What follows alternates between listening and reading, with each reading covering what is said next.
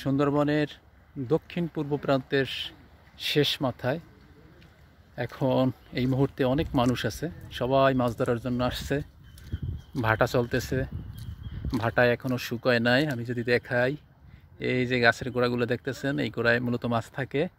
ভাটায় যখন পানি আরও শুকিয়ে যাবে তখন এই গাছের গোড়া থেকে মাছ ধরবে সবাই।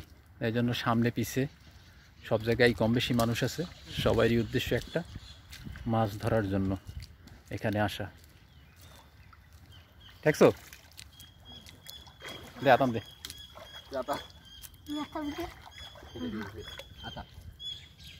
হচ্ছে চেক করতে আছে মাছ এখানে আছে কিনা। যদি হাতে মাছ বাজে তাইলে এই জায়গা আটকানো হবে, তারপরে মাছ ধরা হবে।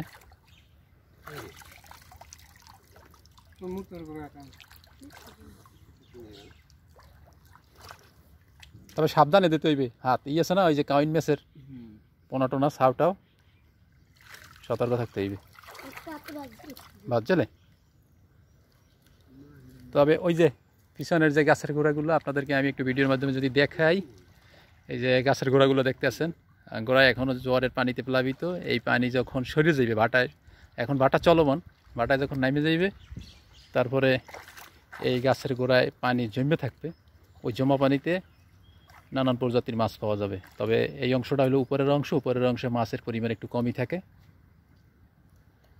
আর এই যে গাছগুলো দেখতেছেন যেগুলো পড়ে আছে, এইগুলো কিছুদিন আগে যে ঘূর্ণিঝড় রেমাল গেছিল তখনকার বাতাসে, নদীর পানির ঢেউতে এই গাছগুলো সব গোড়া সহ অনেক গাছ উপড়ে পড়ে যায়, তারপরে অনেক গাছ ভাঙে যায়, তারপরে পানিতে ভাসিয়ে যায়। উপরের যে গর্তগুলো আছে সবাই ওই গর্তগুলো চেক করতে আছে। প্রত্যেকটা গর্তেই মাছ আছে, কিন্তু কম যেখানে মাছ আছে সেখানে তারা মাছ ধরার জন্য চেষ্টা করবে না, কারণ পরিশ্রম করতে হয় অনেক। পরিশ্রম অনুযায়ী যদি মাছ না পাওয়া যায় তাহলে সেই কাজটা তারা করবে না কেউই।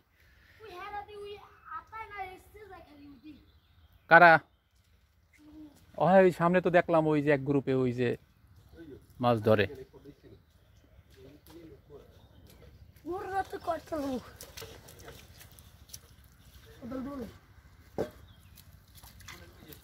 আটকাইবেন এটা না, সামনে যাবেন, লন সামনে যাই।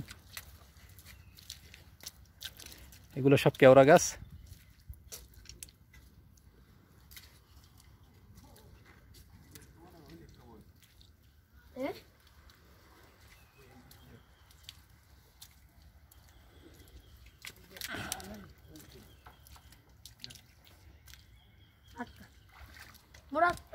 ওইটা কি করবেন, এসবেন না?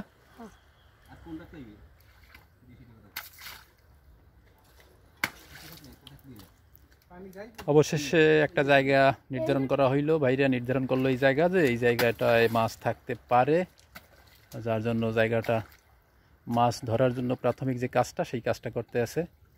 মাটি দিয়ে চারিপাশে আটকাইতেছে, এরপরে এই পানি শেষ করতে হবে, তারপরে মাছ ধরতে হবে।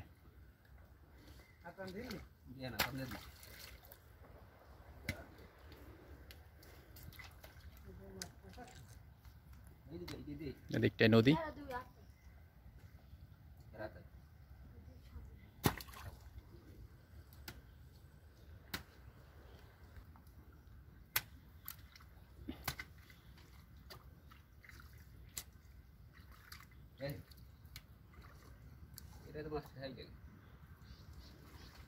পানিও তো অনেক আছে, আর গাছের গোড়াটাও তো একটা জায়গা মতো পড়ে, জায়গায় তো মাছ থা লাগে।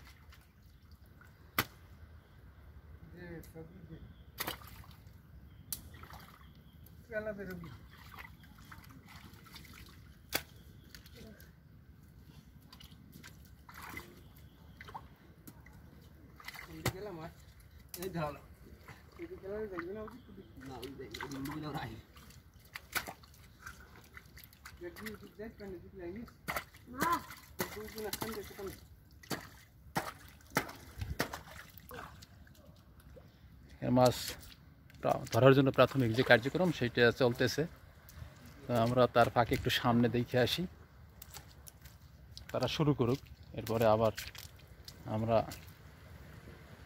আসবো এখানে, এসে দেখি যে কী মাছ, দেখবো যে কী মাছ পায় তারা।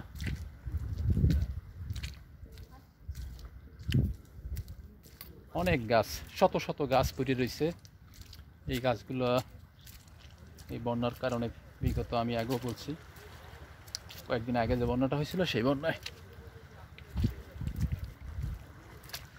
তবে পিছনের যে আমার এই পিছনে যে নদীর ভিতরে গাছের গোড়াগুলো দেখতেছেন, এই গোড়ার ভিতরে অনেক মাছ পাওয়া যায়।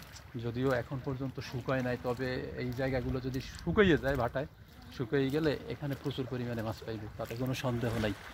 কারণ যারা এখানে মাছ ধরতে আসে তারা মূলত এই দিক থেকেই মাছ ধরতে আসে। এখন যেহেতু শুকায় নাই, যার জন্য কী করবে, সবাই উপরে আছে, যে শুকিয়ে গেলে তারপরে ওইখানে মাছ ধরবে। আর এদিকে আমার হাতের পিছনে যদি দেখাই, পিছনে এক গ্রুপে মাছ ধরতেছে। এই যে ওই দেখেন মাছ ধরতেছে। আর পিছনে এই দিকটা সুন্দরবনের সেই গভীর জঙ্গল, চারদিকে গভীর জঙ্গল। সূর্যের তির্যকভাবে সূর্যের একদম আলোটা এমনভাবে পড়ে,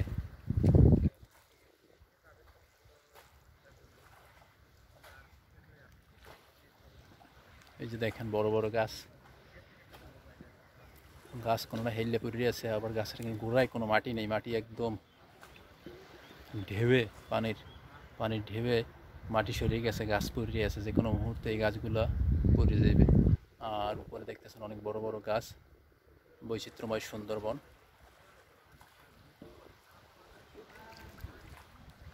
আমাদের সঙ্গে থাকুন, দেখতে থাকুন সুন্দরবনের এই পর্বের ভিডিওগুলি। আর এই ভিডিও যদি ভালো লাগে অবশ্যই আমাদের পেজ ফলো দিয়ে রাখবেন, এবং ইউটিউবে যারা দেখবেন তারা অবশ্যই ইউটিউব চ্যানেল সাবস্ক্রাইব করে রাখবেন। সবাইকে ধন্যবাদ, সাথে থাকবেন।